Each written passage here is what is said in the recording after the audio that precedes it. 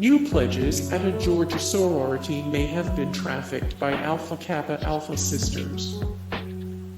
In 2018, Georgia's Fort Valley State University opened an investigation into sexual misconduct on campus, including a possible trafficking room, allegedly run by an Alpha Kappa Alpha advisor.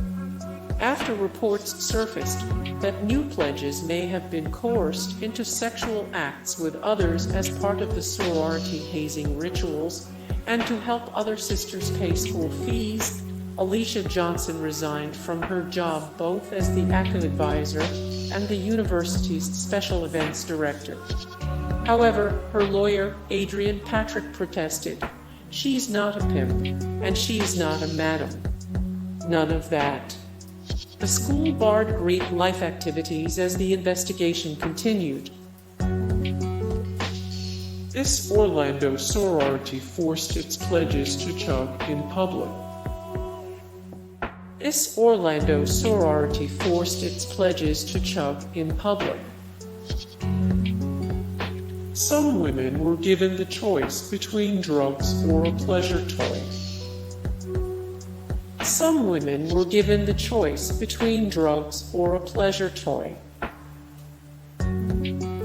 This sorority roughed their pledges up. This sorority roughed their pledges up. Some pledges were forced to sit on newspaper naked and watch graphic videos. Some pledges were forced to sit on newspaper naked and watch graphic videos. Some pledges are forced to eat anything that's given to them. Pledges at the University of Albany branch of Alpha Omicron Pi faced a gastronomic form of hazing when they were blindfolded by their sisters and forced to eat whatever was shoved in their mouths. These women were forced to get on their hands and knees to eat items that you are more likely to find in a compost heap than on a menu.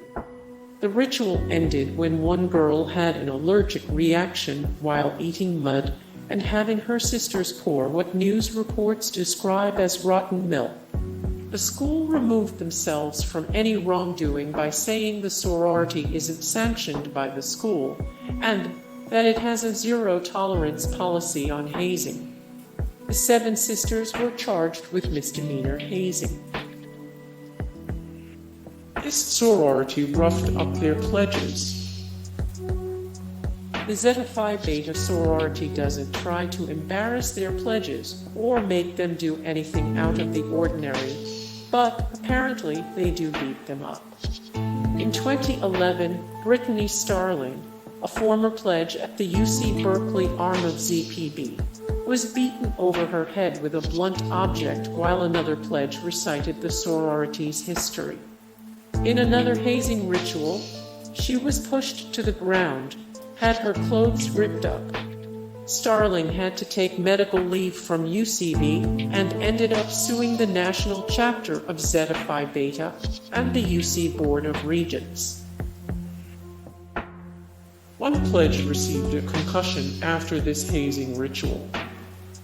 In 2009, students rushing for Delta Sigma Theta at the University of Tennessee at Chattanooga were physically and emotionally harmed as a part of their hazing ritual. Pledges had syrup poured in their hair, vinegar sprayed in their face, and one woman was punched so hard in the stomach that she suffered vaginal bleeding. After that, the pledges were paddled, and one student was so beaten up that she suffered a concussion. UTC officials suspended the sorority from all activities, and the assaulting sorority sisters were put under a police investigation.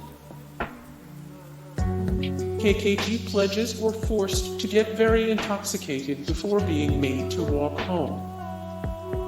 Ravital Settle, who graduated from Dartmouth in 2009, rushed Kappa Kappa Gamma as a sophomore, and the hazing that she had to endure wrecked her for life.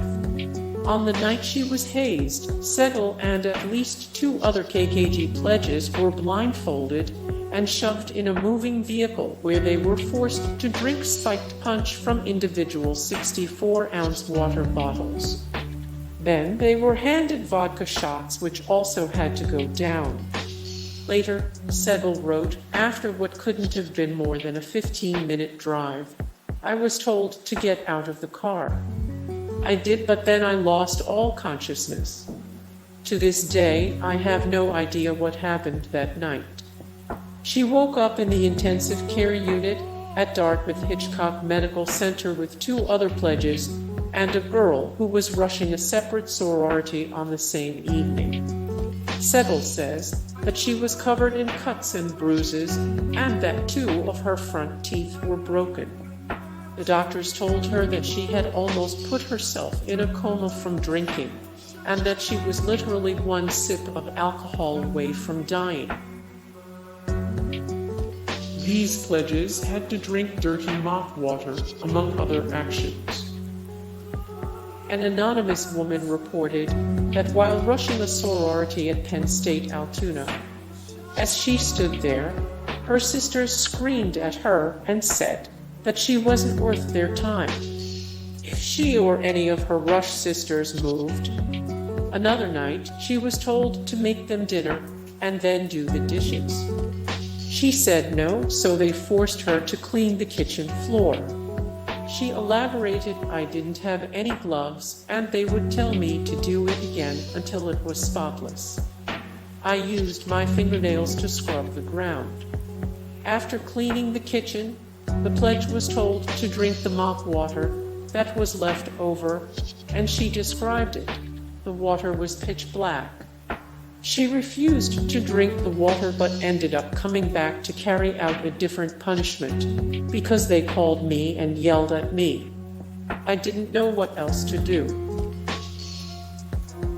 Some women drowned while getting hazed. In 2002, the worst outcome imaginable happened during an Alpha Kappa Alpha hazing ritual.